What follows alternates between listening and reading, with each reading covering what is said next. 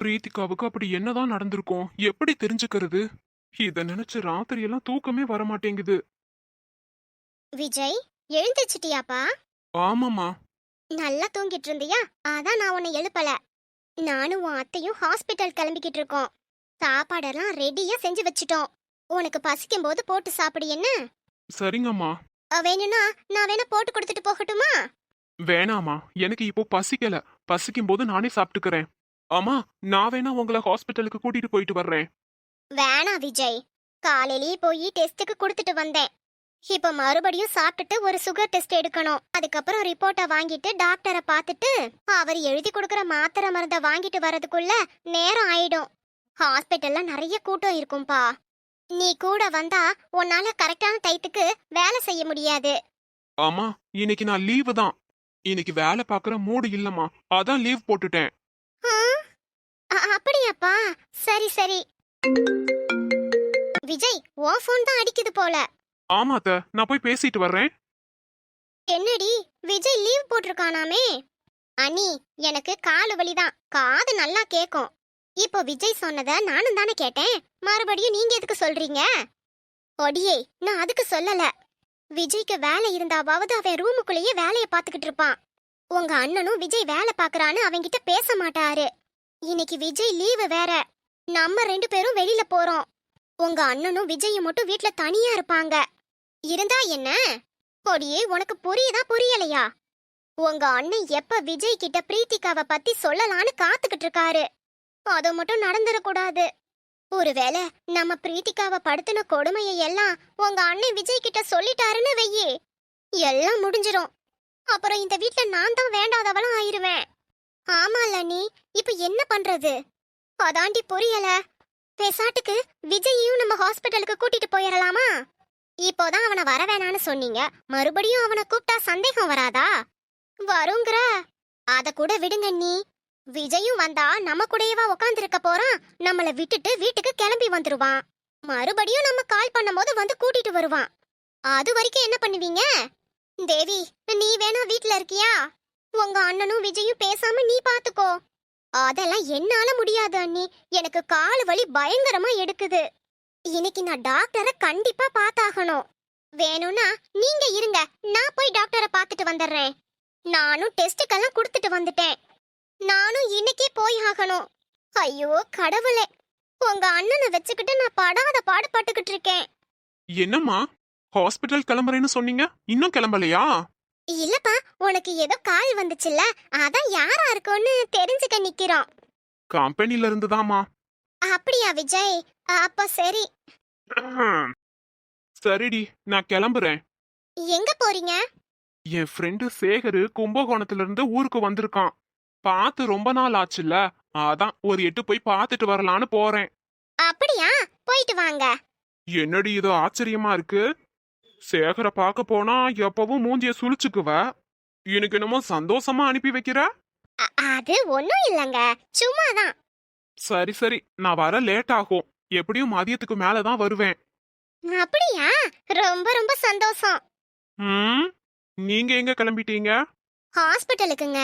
ஓஹோ, சரி சரி, நான் கிளம்புறேன். விஜய், நான் வர்றேன்ப்பா. சரிங்கப்பா. அப்பாடா, எப்படியோ தப்பிச்சிட்டோம்.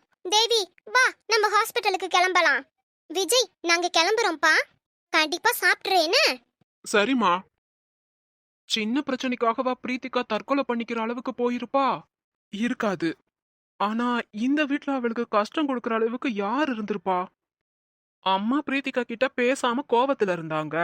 அதனால அம்மா பிரீத்திகாவுக்கு எந்த பிரச்சனையும் கொடுத்திருக்க மாட்டாங்க. அப்பா பிரீத்திகா மேல பாசமா தான் இருக்காரு. அவரு அவளுக்கு சப்போர்ட் தான் பண்றாரு. அதனால அவருனாலயும் எந்த பிரச்சனையும் வந்திருக்காது. அப்புறம் என்ன காரணம்? இத யாருகிட்ட கேக்குறது? ஆ, மகா இருக்காங்கல்ல, மகாவுக்கு ஃபோன் பண்ணி கேப்போம். ஹலோ, யாரு? மகா, நான் விஜய் பேசுறேன். நீங்களா? இப்போ எதுக்காக கால் பண்ணீங்க? அதான் உங்க குடும்பத்துக்கும் எங்க குடும்பத்துக்கும் எந்த சம்மந்தம் இல்லைன்னு முடிவு பண்ணியாச்சே. அப்புறம் எதுக்காக ஃபோன் பண்ணிருக்கீங்க? முதல்ல போனை வைங்க. மகா மகா, போனை வச்சிடாதீங்க. எனக்கு ஒரு விஷயம் தெரியணும். கோவப்படாம பேசுங்க. நீங்க பண்ண வேலைக்கு உங்ககிட்ட கோவப்படாம வேற பேசணுமா? பாருங்க விஜய், உங்க நல்ல நேரம் இப்போ வீட்ல யாரும் இல்ல. நீங்க கால் பண்ணது மட்டும் எங்க குடும்பத்துக்கு தெரிஞ்சதுன்னு வைங்க, அப்புறம் என்ன நடக்கும்னு உங்களுக்கே தெரியும். மகா ப்ளீஸ் மகா, கொஞ்சம் பொறுமையா நான் என்ன சொல்ல வர்றேன்னு கேளுங்க. நீங்க கேட்டீங்களா? நீங்க எங்க பேச்ச கேட்க தயாரா இல்ல, நாங்க மட்டும் எதுக்காக உங்க பேச்ச கேட்கணும்? பாருங்க விஜய், இனி எனக்கு கால் பண்ணாதீங்க. போனை வைங்க. மகா மகா, போனை வச்சிடாதீங்க. ப்ளீஸ் மகா, புரிஞ்சுக்கோங்க. எனக்கு பிரீத்திகாவை பத்தி ஒரு விஷயம் தெரியணும். என்ன, கார்த்திக்கும் பிரீத்திகாவும் உண்மையிலேயே லவ் பண்றாங்களா இல்லையான்னு தெரிஞ்சுக்க ஃபோன் பண்ணீங்களா? பிரீத்திகா ஒன்னும் கார்த்திகை லவ் பண்ணல. கார்த்திக் தான் பிரீத்திகாவை லவ் பண்ணாரு. அத அவங்க குடும்பத்துக்கிட்ட சொன்னாரு. குடும்பமா பேசி இவங்க 2 பேத்துக்கும் கல்யாணம் பண்ணி வைக்கலாம்னு முடிவு பண்ணிட்டாங்க. ஒருவேளை பிரீத்திகா நல்லா இருக்கணும்னு நீங்க நினைச்சீங்கன்னா அவளுக்கு டைவர்ஸ் கொடுத்துடுங்க. கொடுக்க முடியலனாலும் பரவாயில்ல, உங்ககிட்ட இருந்து எப்படி வாங்கணும்னு எங்களுக்கு தெரியும். இங்க பாருங்க விஜய், மறுபடியும் பிரீத்திகாவை போய் மிரட்டுறது அது இதுன்னு ஏதாவது பண்ணுனீங்கன்னு வைங்க, விஷயத்தை என் புருஷன்கிட்ட சொல்லிடுவேன். அவர் கம்பெனிலாம் பார்க்க மாட்டாரு. நீங்க எங்க இருந்தாலும் வந்து அடிச்சு மூஞ்சிய உடைச்சிருவாரு. முதல்ல போனை வைங்க. இனி எனக்கு கால் பண்ணீங்க நடக்கிறதே வேற. விஜய் அடுத்து வேற ஏதோ பிளான் பண்றான் போல. பிரீத்திகாவை உசாரா இருக்க சொல்லணும். ச்சே, மகா கிட்ட பேசி விஷயம் தெரிஞ்சுக்கலான்னு பார்த்தா அவங்க இப்படி போனை கட் பண்ணிட்டாங்க. பிரீத்திகாவுக்கு ஏதோ நடந்திருக்கு, அது என்னன்னு எனக்கு தெரிய மாட்டேங்குதே. ச்சே. விஜய், அப்பா என்னப்பா ஏதோ யோசிச்சுட்டு இருக்காப்புல இருக்கு? ஆமாப்பா, வேலைய பத்தி தான் கொஞ்சம் யோசிச்சுட்டு இருந்தேன். வேலைய பத்தியா? சரி சரி. என்னப்பா அதுக்குள்ள வந்துட்டீங்க? சேகர் அங்கிள பார்க்க போறதா சொன்னீங்களே, பாத்துட்டீங்களா? இல்லப்பா, சேகரோட அண்ணனுக்கு உடம்பு சரியில்லையாம், ஹாஸ்பிட்டல்ல சேர்த்திருக்காங்களாம். அதனால அவன் ஊருக்கு வரலையாம்ப்பா. நாளைக்கு வந்துருவேன், எப்ப வேணா கிளம்பி வாடான்னு நேத்து சொன்னான். அதனால சரி வெள்ளனையே போய் பார்த்துட்டு வந்துடலாம் அப்படின்னு நினைச்சு கிளம்புனேன். நல்ல வேலை, பஸ் ஏறுறதுக்கு முன்னாடியே ஃபோன் பண்ணி விஷயத்த சொல்லிட்டான். இல்லனா பஸ் ஏறி போய் மறுபடியும் சும்மா வந்திருக்க வேண்டியது இருக்கும். தேவையில்லாத அலைச்சல். சரி விஜய், சாப்பிட்டியா? இல்லப்பா, எனக்கு பசி இல்ல. என்ன விஜய், இப்பெல்லாம் நீ சரியாவே சாப்பிடுறது இல்ல போல. மூஞ்சியும் வாடி போய் கிடக்குது. அப்பா, நான் உங்ககிட்ட ஒண்ணு கேக்குறேன், அதுக்கு உண்மைய சொல்றீங்களா? என்ன கேட்க போற விஜய், கேளு. எனக்கு தெரிஞ்சா நிச்சயம் சொல்றேன். அப்பா, பிரீத்திகா இந்த வீட்ல இருந்தப்போ அவளுக்கு என்னப்பா நடந்துச்சு? என்ன லவ் பண்ணி தான் இந்த வீட்டுக்கு வந்தா. அப்படிப்பட்டவ என்ன தூக்கி எறிஞ்சிட்டு போற அளவுக்கு அப்படி இங்க என்ன நடந்துச்சு? அது விஜய், ப்ளீஸ்பா, மறைக்காம உண்மையை மட்டும் சொல்லுங்க. விஜய், நான் சொன்ன உண்மையை மட்டும்தான்ப்பா சொல்லுவேன். அப்படி நான் உண்மைய சொன்னா வீட்ல தேவையில்லாத பிரச்சனை வரும். அதான் சொல்ல வேண்டாமோன்னு தோணுது. அப்பா, இது ஏன் வாழ்க்கைப்பா. என்கிட்ட இருந்தே மறைக்க நினைக்காதீங்க. என் வாழ்க்கையில நடக்கிறது எனக்கே தெரியாம இருக்கிறது ரொம்ப வேதனையா இருக்கு. தயவு செஞ்சு சொல்லுங்க. நீ இவ்ளோ தூரம் கேக்குறதால சொல்றேன் விஜய். ஆனா நான் சொல்றத நீ நம்புவியான்னு எனக்கு தெரியல. இருந்தாலும் சொல்றேன். அதுக்கு முதல்ல நான் ஒரு கேள்வி கேக்குறேன், அதுக்கு நீ பதில் சொல்லு. பிரீத்திகாவை நம்ம வீட்டுக்கு நீ கூட்டிட்டு வந்ததுமே அவ மேல கோபப்பட்டுட்டு போனியே, அது ஏன்? என்ன காரணம்? அப்பா, அண்ணனுக்கு தான் அவளை பொண்ணு பாத்திருக்காங்கன்னு அவ என்கிட்ட இருந்து மறைச்சிட்டாள்லப்பா. அந்த கோவம்தாப்பா. பிரீத்திகாவுக்கு இதெல்லாம் முன்னாடியே தெரியும்னு நீ நினைக்கிறியா? நாங்க பிரீத்திகாவை பொண்ணு பார்க்கும்போதும் சரி, அவங்க இங்க வந்தப்பயும் சரி, உன்னைய பத்தி நாங்க எதுவுமே சொன்னதில்ல. 2 பையனும் மொட்டையா தான் சொல்லியிருக்கோம். உன் பேர் கூட அவங்களுக்கு தெரியாது. ரோசாலி ஒரு நாள் நம்ம வீட்டுக்கு வந்தாங்கல்ல, அப்போதான் உன்னை நேர்ல அவங்க பார்த்தாங்க. பிரீத்திகாவுக்கு நீயும் பிரகாசும் அண்ணன் தம்பிங்கிற விஷயம் தெரிஞ்சிருக்க வாய்ப்பே இல்ல. சரி நீயே சொல்லு. நீ என்னைக்காவது நம்ம குடும்பத்தை பத்தியும் பிரகாச பத்தியும் பிரீத்திகா கிட்ட சொல்லிருக்கியா? இல்லப்பா, அவகிட்ட நான் நம்ம குடும்பத்தை பத்தி எதுவும் சொன்னதில்ல. அண்ணன் இருக்காருன்னு தெரியும், ஆனா அவரை பத்தியும் அவர் பேரையும் நான் சொன்னதே இல்ல. அப்புறம் எப்படி அவ இத உன்கிட்ட இருந்து மறைச்சான்னு சொல்ற? ஆனா அவகிட்ட நான் கேட்கும்போது உங்க அம்மா சொல்றதெல்லாம் உண்மைதான்னு சொன்னாலே. அத வச்சுதான் நான் முடிவு பண்ணேன் அவளுக்கு முன்னாடியே தெரியும்னு. முட்டாள்தனமா யோசிச்சிருக்க விஜய். அவ இங்க வந்து உங்க அம்மாவையும் பிரகாசையும் பார்த்த உடனே தான் புரிஞ்சிருந்திருப்பா. அதனாலதான் ஆமான்னு சொன்னா. அத நீ புரிஞ்சுக்காம அவ மேல கோவப்பட்டதுதான் எல்லா தப்புக்கும் காரணமா போச்சு. சரிப்பா, நான் அவ மேல கோவப்பட்ட அந்த ஒரு தப்புக்காகவா அவ வீட்டை விட்டு போனா? இல்ல, கோலம் போடுறதுக்கான புள்ளிய நீதான் வச்சிருக்க. அந்த பொண்ணு உன்னை நம்பி வந்திருக்காடா. உன்னை மட்டும் அவ்வளோ நம்பி இருக்கா. அதனால சேஃப்டிக்குன்னு ஒரு 100 ரூபாய் கூட கையில எடுத்துட்டு வரல அவ. இங்க வந்து நீ அவகிட்ட கோவிச்சுட்டு போயிட்ட. அவ சாப்பிட்டாளா இல்லையான்னு கூட நீ தெரிஞ்சுக்கல. அப்படின்னா அவ சாப்பிடலையா? சாப்பிடறதுக்காக கிச்சன் போனா. ஆனா உங்க அம்மா அவள சாப்பிட விடல. என்ன? ஆமாடா, தண்ணி குடிக்க கூட விடல. பசியிலையும் பட்டினியிலையும் 3 நாள் இருந்த அவ ஒரு நாள் மயக்கம் போட்டே விழுந்துட்டா. என்னப்பா சொல்றீங்க? மயக்கம் போட்டுட்டாளா? அப்பவும் உன் அம்மாவும் அத்தையும் என்ன சொன்னாங்க தெரியுமா? கல்யாணத்துக்கு முன்னாடியே அவ மாசமா இருந்திருக்கான்னு தேவையில்லாத கதையெல்லாம் கட்டி விட்டாங்க. நான் தான் அவளுக்கு போய் சாப்பாடு கொடுத்தேன். ஆனா அவ வேணான்னு சொல்லி மறுத்துட்டா. வலுக்கட்டாயப்படுத்தி தான் நான் அவளை சாப்பிட வச்சேன். அடுத்த நாள் என் போன்ல இருந்து தான் பிரீத்திகாவோட அன்னிக்கு ஃபோன் பண்ணா. அந்த பொண்ணு மகாவுக்கு எல்லாமே தெரியுமாமே. சொல்ல போனா மகா தான் என்னையும் பிரீத்திகாவையும் சேர்த்து வச்சாங்கன்னே சொல்லலாம். அப்படியா? இதெல்லாம் எனக்கு தெரியல. ஆனா பிரீத்திகா மகாவுக்கு தான் ஃபோன் பண்ணி பேசினா. அவ இங்க துடிக்கிற துடிப்ப பார்த்துட்டு மகா நேர்ல வந்து பிரீத்திகாவை பார்த்து போனும் கையில கொஞ்சம் பணமும் கொடுத்துட்டு போயிருக்கா. பிரீத்திகா அடுத்த நாள் வெளியில சாப்பிடலான்னு கிளம்பி போனா.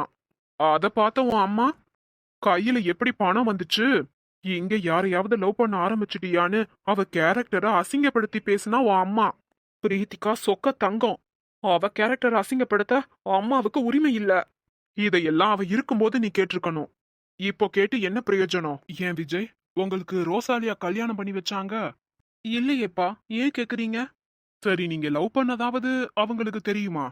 தெரியாதுப்பா. ஆனா உங்க அம்மா என்ன தெரியுமா பண்ணா?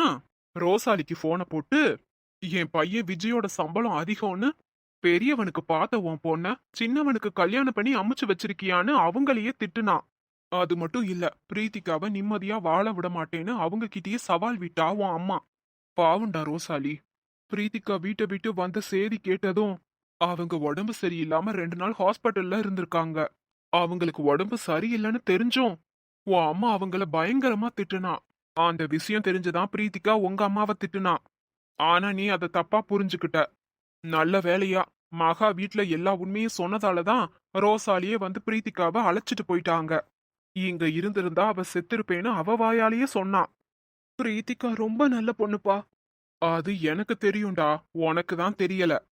அந்த பொண்ணு நம்ம வீட்டை விட்டு போறதுக்கு முன்னாடியும் என் கால்ல விழுந்து ஆசீர்வாதம் வாங்கிட்டு போனா. அந்த நிமிஷம் தாண்டா நான் வேதனைப்பட்டேன். இப்படி ஒரு நல்ல பொண்ண நம்ம குடும்பத்துல இருந்து அனுப்புறோமேன்னு. ஓ அம்மா கொஞ்சம் பொறுமையா இருந்திருந்தா இந்நேரம் அவ இங்க நிம்மதியா இருந்திருப்பா. என்ன பண்றது, எல்லாம் விதி. அந்த பொண்ணு இங்க இருந்த எல்லா நாளும் உங்க அம்மா அவளை படாத பாடுபடுத்துனா. அத அந்த பிள்ளையால தாங்கிக்க முடியல, பாவம். தப்பு பண்ணிட்டேன்ப்பா, தப்பு பண்ணிட்டேன். அம்மா பேச்சதான் நம்பி பிரீத்திகாவை இழந்துட்டேன். இது எல்லாம் என்னோட முட்டாள்தனம் தான். உன் அம்மாவோட கோவம் தான் இது எல்லாத்துக்கும் காரணம். அவ கொஞ்சம் பெரிய மனசு பண்ணி விட்டு கொடுத்திருந்தா நீயும் இந்நேரம் நல்லா வாழ்ந்திருப்ப. பிரகாஷுக்கும் நல்ல வாழ்க்கை சீக்கிரம் அமைஞ்சிருக்கும். இப்போ நம்ம குடும்பத்தை பத்தி எல்லாரும் தப்பா பேசுறாங்க. அதுக்கு முழு காரணம் உன் அம்மா தான். ஆனா பழி என்னமோ அந்த பிரீத்திகா மேல. அழாத விஜய், நடந்தது நடந்ததுதான். இனி எதையும் மாத்த முடியாது. விஜய், அப்பா சொல்றத கொஞ்சம் கேளு. மறுபடியும் பிரீத்திகாவை இந்த வீட்டுக்கு அழைச்சிட்டு வந்துடாத. என்னப்பா சொல்றீங்க? ஆமாடா, பாவம் அந்த பொண்ணு. இப்ப யாரையோ லவ் பண்ணுதுன்னு சொன்னேல, அந்த பையன் கூட அவ சந்தோஷமா இருக்கட்டும். நீ அவளுக்கு டைவர்ஸ் கொடுத்துரு. என்னப்பா? ஆமா விஜய், நீ மறுபடியும் பிரீத்திகாவை இங்க கூப்பிட்டு வந்தாலும் உங்க அம்மா மறுபடியும் அவ கூட சண்டை தான் போடுவா. அந்த பொண்ணும் நிம்மதி இல்லாம தான் வாழும். உன்னால உன் அம்மாவை மீறி எதையும் பண்ண முடியாது. நீ உன் அம்மா பேச்ச கேட்டுட்டு தான் ஆட போற. உன் சந்தோஷத்துக்காக அந்த பொண்ணு வாழ்க்கைய அழிச்சிராத. பிரீத்திகா போனபடியே இருக்கட்டும். அவளை மறந்துட்டு வாழ பாரு. அது உனக்கு நல்லதான்னு எனக்கு தெரியல. ஆனா நிச்சயம் பிரீத்திகாவுக்கு அதுதான் நல்லது. அந்த பொண்ணை இனியும் கஷ்டப்படுத்திராத. உன்னை கெஞ்சி கேட்டுக்கிறேன். அப்புறம் நான் சொன்ன எந்த விஷயத்தை பத்தியும் உங்க அம்மா கிட்ட சொல்லிராத. அப்புறம் வீட்ல மறுபடியும் பிரச்சனை தான் ஆரம்பிக்கும். சொல்ல மாட்டேல்லப்பா? இல்லப்பா, அம்மா கிட்ட எதையும் சொல்ல மாட்டேன். நல்லது. பிரீத்திகா இருந்த கொஞ்ச நாள்லயே எங்க அப்பா அவளை பத்தி நல்லா புரிஞ்சு வச்சிருக்காரு. ஆனா நான் அவளை புரிஞ்சுக்கலையே. அப்பா சொல்ற எதையும் நான் கேட்க மாட்டேன். எனக்கு பிரீத்திகா வேணும். பிரீத்திகா தான் எனக்கு எல்லாம். விஜய், உங்களை பார்க்கும்போது எனக்கு கோவமா வருதுமா. ஏன் பிரீத்திகாவை என்கிட்ட இருந்து பிரிச்சிங்கன்னு கேட்கணும்னு தோணுது. ஆனா கேட்டா தேவையில்லாத பிரச்சனை தான் வரும். அப்பாவுக்காக அமைதியா இருக்கேன். என்ன விஜய், எதையோ யோசிச்சுட்டு இருக்க? இல்ல, அப்படியெல்லாம் ஒண்ணும் இல்ல. நீ சாப்பிட்டியா? இல்ல, எனக்கு பசிக்கல. என்ன விஜய், காலையிலயும் நீ இதை தான் சொன்ன. அந்த பிரீத்திகாவை நினைச்சு ஏதோ வருத்தப்பட்டுக்கிட்டு இருக்கியா? ஆமாமா, கரெக்டா கண்டுபிடிச்சிட்டீங்க. பாரு விஜய், காலையில உங்க அப்பா இருந்ததால தான் நான் விலாவரியா எதுவும் சொல்லல. அந்த பிரீத்திகா நல்லாவே இருக்க கூடாது. அந்த கார்த்திக் அம்மாவுக்கு பிரீத்திகாவை பத்தி தெரியல. நீ அவங்க நம்பரை மட்டும் எனக்கு வாங்கி கொடு. அந்த பிரீத்திகா எப்படிப்பட்டவன்னு நான் அவங்களுக்கு சொல்லி புரிய வைக்கிறேன். அதுக்கப்புறம் அந்த கார்த்திக் பிரீத்திகா பக்கம் திரும்பவே மாட்டான். அந்த அம்மா நம்பரை எப்ப வாங்கி கொடுக்கற? நீங்க கவலைப்படாதீங்கம்மா. கார்த்திக் அம்மாவை எனக்கு நல்லா தெரியும். நான் நேர்லயே போய் பார்த்து பிரீத்திகாவை பத்தி எல்லாத்தையும் சொல்லிடுறேன். அப்படி சொல்லு விஜய். விஜய், நீ வேலை பார்க்குற கம்பெனில உனக்கு எல்லாரையும் தெரியுமா? ஏன் ஏன் கேக்குறீங்க? இல்லப்பா, நீ ரொம்ப நாளா அங்க வேலை பார்க்கறல்ல. தெரிஞ்ச ஆளுக மூலமா பிரீத்திகாவுக்கு வேலையில நிறைய டார்ச்சர் கொடுப்பா. அது மட்டும் இல்ல, உனக்கு தெரிஞ்சவங்க எல்லார்கிட்டயும் அந்த பிரீத்திகா மோசமானவங்கிறத புரிய வையி. கம்பெனிலையும் அவளை 4 பேர் காரி துப்பணும். அப்பதான் என் மனசு ஆறும். இப்பதான் வரீங்களா? இல்ல, நான் சேகரை பார்க்கவே போகல. என்ன சொல்றீங்க? சேகரை பார்க்க போறேன்னு சொல்லிதானே காலையில வேக வேகமா கிளம்பி போனீங்க. இப்போ பார்க்கவே இல்லைன்னு சொல்றீங்க. சேகரோட அண்ணனுக்கு உடம்பு சரியில்லைன்னா அவன் ஊருக்கு வரலையாம். காலையிலேயே ஃபோன் பண்ணி சொல்லிட்டான். அதனால அப்படியே வீட்டுக்கு திரும்பி வந்துட்டேன். என்ன, வீட்டுக்கு திரும்பி வந்துட்டீங்களா?